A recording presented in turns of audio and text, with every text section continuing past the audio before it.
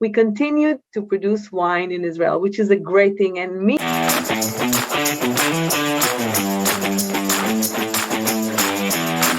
Now, my understanding is Carmel has two new wines we're going to be talking about, both Right. single vineyard and.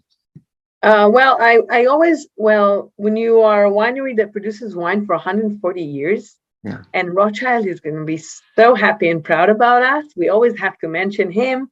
I always love mentioning the consecutive harvest that we carry. I mean, it's not an easy thing, especially not in Israel, especially even during Muslim era, especially even during Ottoman era. We continued to produce wine in Israel, which is a great thing. And I'm privileged to work in such a winery that actually the first prime minister of Israel used to work there. So This is the great thing. It's not just the history of it all, but it's also the how do you say, when one step after the other, it never stops, and the continuous work and the love of the land and the 108 families of growers that escort us since day one. So this is not just about the winemaking, but it's also to preserve that philosophy, to preserve that making in a few 5,000 years from now, to keep it going, which is not an easy thing. No. So of course, I come from Carmel. What's important for me is to talk about generally Carmel that is able to produce wine from wide spectrums of wines, from even, I mean, when we sit together, you talked about Passover. You say there's 18-year-old, there's 20, there's all kinds of generations there, Z, Y, whatever they name it, with all kinds of letters. Mm-hmm. But eventually it's people we want to bring in and invite to the wine world, because the wine world in Israel is just, since the 1970s, something like that, even though they used to produce wine thousands of years ago. For the Muslim era until the 7th century, there was no wine at all. So when Rothschild came, oh my goodness, he had to start everything from scratch. So when what he started, we actually sustain. And when we sit together in the table of Passover, there is 18-year-old, 23 to 30, and we all know how wine evolves your palate. I mean, I started with semi-dry wines, and today I would go for the Volcano, which is the single vineyard one, the geeky one that goes into oak and large oak, but how long it stayed and how long it was fermented and so forth, as opposed to my 21-year-old. She says, Mom, just give me something light and fun. So this is what's so beautiful about Carmel, is that you can give them the Buzz series, which is a sparkling flavored wine, and it's semi-sweet and they love it. But yet on the other hand, my father would like the brandy, which we also produce, and myself would go for the high-end one. So everybody around the table can enjoy their own glass of wine, and that's miraculous in a country like us, like ours. Yeah, I think it's an achievement. That is wonderful. That kept me going there. But it's a really, really great point in how you explained you versus your daughter versus your grandfather.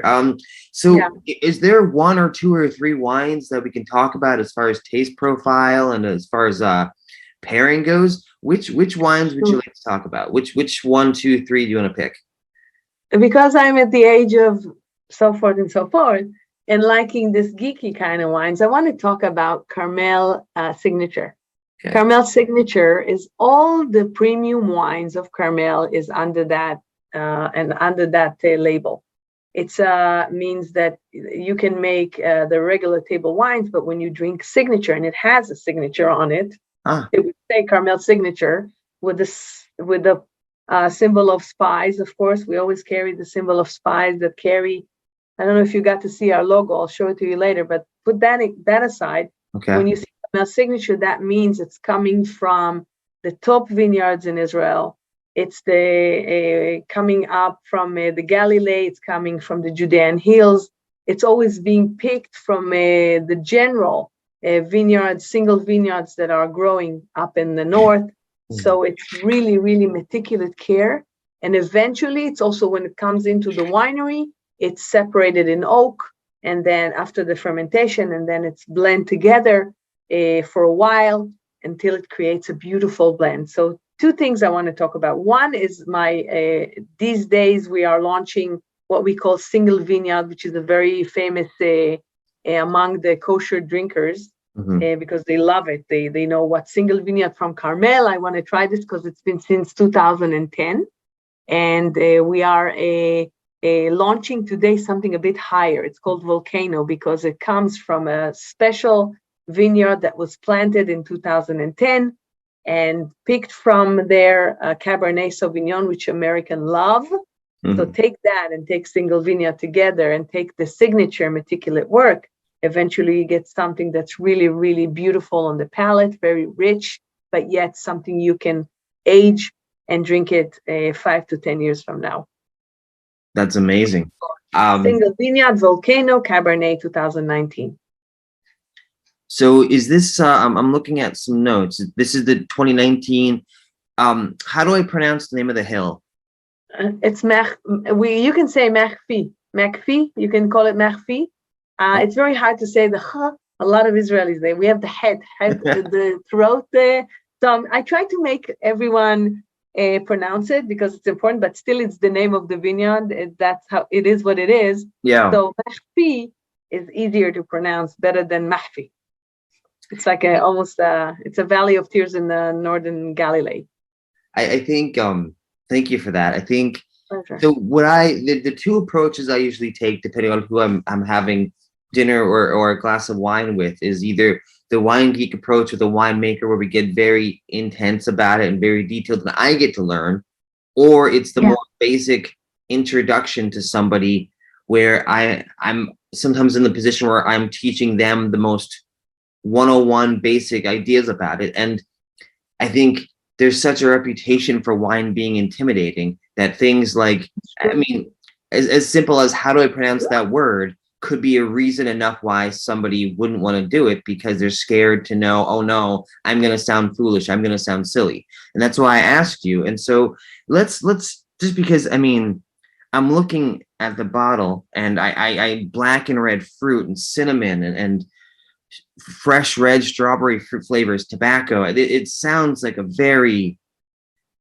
rich, well-structured wine. And let's talk for a second about, what would you pair with this wine if you were going to have it with dinner? What kind of food did you make?